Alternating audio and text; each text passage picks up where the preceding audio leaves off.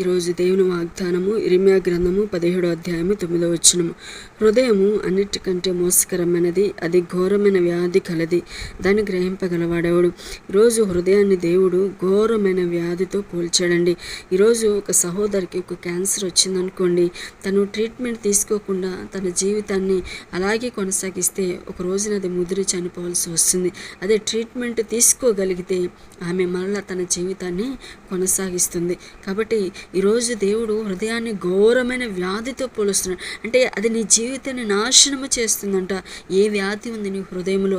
అసూయ, ద్వేషమా, కలహమా, పగ, జూదమా, త్రాగుడా, పాపమా, వ్యభిచారమా, జారత్వమా, ఏ పాపం ఉందో, ఏ ఘోరమైన వ్యాధి ఈరోజు నీ హృదయంలో ఉందో దాన్ని తీసివేసుకోగలిగితే నీ జీవితం కూడా ఆనందంగా సంతోషంగా నీవు గడపగలుగుతావు. కాబట్టి ఈరోజు దేవుడు మాట్లాడుతున్నప్పుడు నీ హృదయంలో